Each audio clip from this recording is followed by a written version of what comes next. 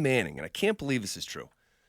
He said Bo Nix can join Peyton Manning as the only rookie QBs of all time with at least 200 passing yards and multiple touchdown passes in 4 consecutive home games. Right? That's a little niche. It's a little nichey, but it's not one of these that's like super, super hard to follow where it's like it's got to be on Monday Night Football and at 2:00. Right. Like, no, but anytime that you mention somebody like Peyton Manning, like a Drew Brees, everybody's going to listen because those are greats. Peyton Manning's one of the best to ever do it. Bo Nix is a rookie quarterback. Bo Nix has an opportunity to do something that Peyton did. Yeah. It gives us hope. It gives this fan base excitement because it's not just a stat. We're literally watching it. Right.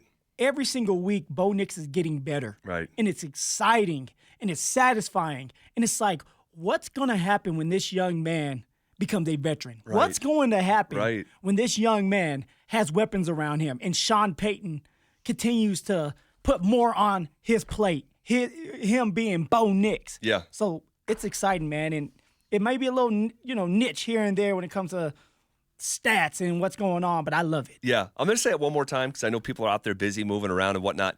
Bo Nix on Sunday against the Falcons can join Peyton Manning as the only rookie QBs of all time. This is not like a Bronco thing. This is NFL history.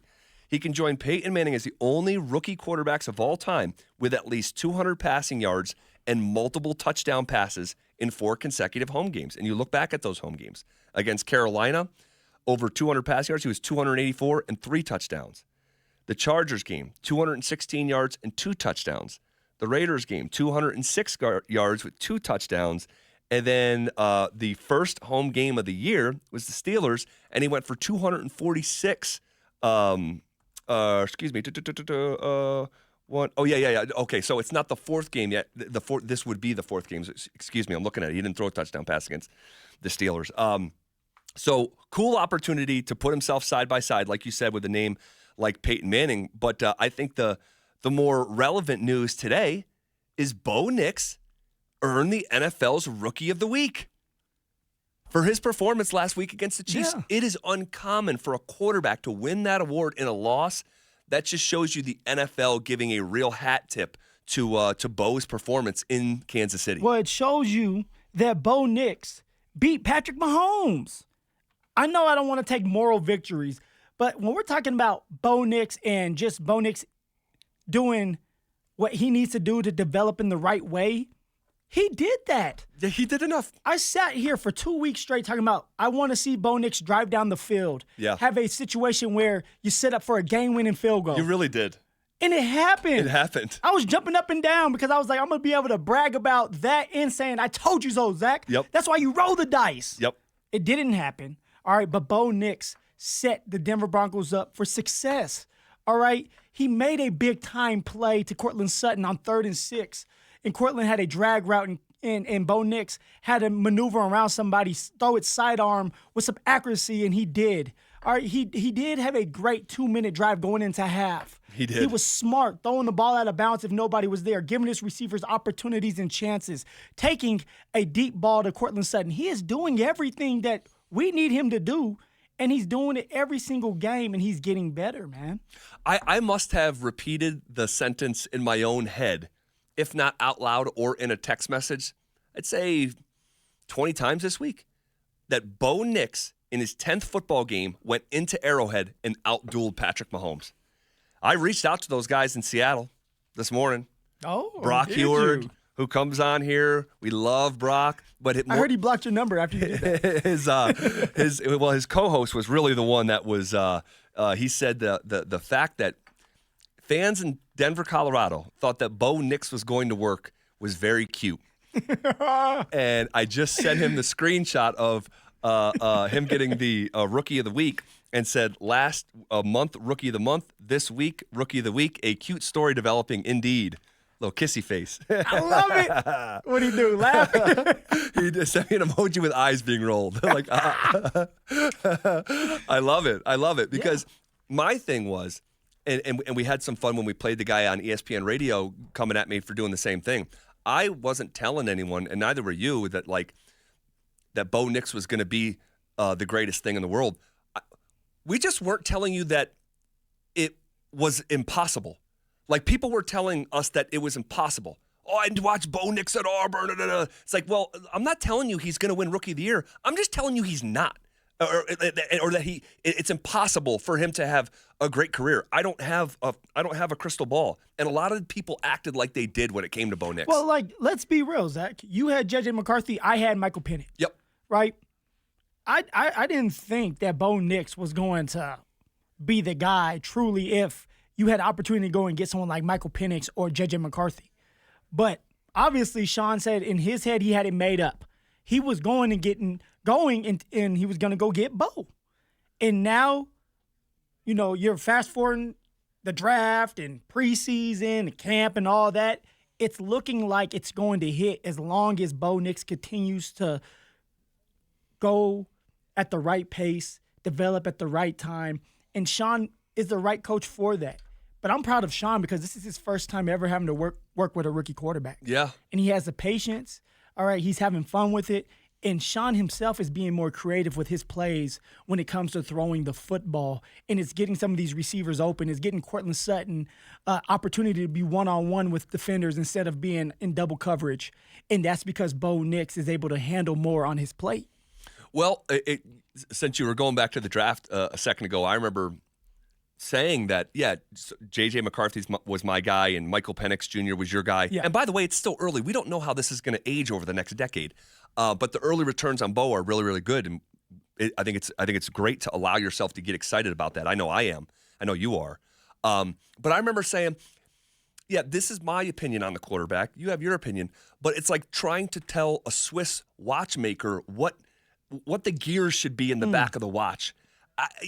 I can identify what I think is a nice watch, but if you're actually making the watch, only you have the unique knowledge to how to build that thing. And with Sean's offense, he, had the foresight to say this guy could really fit in my Swiss watch. Now, that doesn't mean Sean's perfect, because you could make a real argument that Sean Payton, cost the Denver Broncos this game in Kansas City. And I think it's a very fair argument. And we were ending the show yelling with Will Peterson yesterday, who was saying Sean Payton has no responsibility for what happened. No. You're the CEO. So while it's been a bit of a with Sean specifically, it's been hasn't been all good or all bad. There's evidence on both to why it's good and why it's going good, but there's some things that you can point to. He's like the Sour Patch Kid. All right, first he's sour, then he's sweet. Then he goes back to sour. Right? That's Sean for you. And it's something that you just have to get used to because, you can't put it on Sean saying, hey, Sean, this didn't just happen. And we're talking about the field goal being blocked. Yeah. All right, there was, when you watch the video and you watch last week's video, the week after, week before that, like, it was building up for this. So much evidence. Teams scheme up what they're seeing on film. So obviously you didn't adjust and you didn't adapt to what was going on in that situation. And that's on you, Sean. But also for Sean, it's like, hey, I want to trust my players. I trust that they're going to get the job done. I trust that they're going to put the work in. And for Alex Forsythe specifically, all his players have went to bat for him. They have.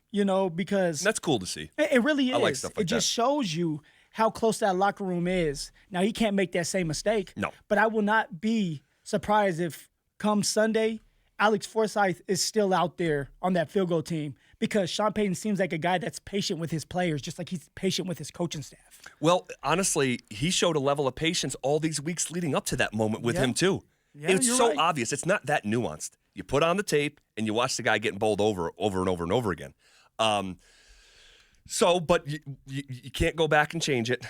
You can't go back and change it. Learning curve. I will say this, though, because there's still another wrinkle I don't know, and I didn't even realize it wasn't on my radar. And the last thing I want to do here on Thursday, November 14th, is give any level of credit to Brandon Stokely. But but he pointed something out. He went back and looked at all the extra points leading up to this week, and they always kick in the middle. That was basically an extra point. They always kick in the middle, and you can choose on an extra point where you kick it. He said, why, if you would choose all those times in the weeks leading up to this to kick your extra points in the middle, why was there a move that was like it was obvious or trying to get to the right hash? Why? Why in that moment when it's the same style of kick? I would like to hear that answered from the special teams coordinator. It comes down to probably the wind. You got to remember, it was windy over there at Arrowhead. And then you're asking, see, I don't know if it's a good question for the special team coach. It's a good question for the kicker because I guarantee the kicker's the one that said, hey, I want to be on the right hash. That's what BMAC used to say, right? It would come down to BMAC having to do not an extra point, but a field goal. And you would hear the special team coach, where do you want it, BMAC? Yep. Where do you want it? Yep. He'll be like left hash, right hash if you can get it. Like Yep. whatever that kicker feels, that's going to help him out.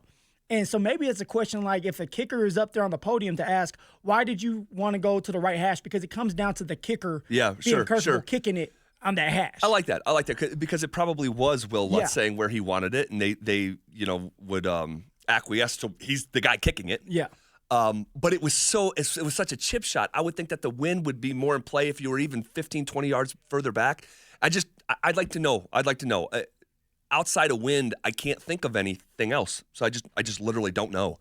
But I would like to know because it was such a pivotal moment, and hopefully it doesn't cost the Broncos anything tangible here in 2 months. Bo Nix, NFL's Rookie of the Week. How about this? On third down, man, these are money downs, right? Money downs. Third down in Arrowhead in his 10th game. On third down, Bo Nix completed 9 of 10 passes. Beautiful, man. For 6 first downs, 83 yards. The 2 touchdowns were both on third down, and he had a passer rating on third down in Arrowhead of 141. He's just the second player this season. This is wild. I think you're going to like this, Phil. He's just the second player this season, along with two-time MVP, Lamar Jackson, to complete 90% of his passes on third down and record a passer rating of 140 or higher on third down.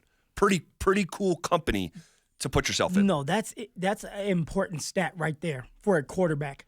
Okay, third down conversions, 2-minute drill, end of game situations. That's what gets a quarterback paid.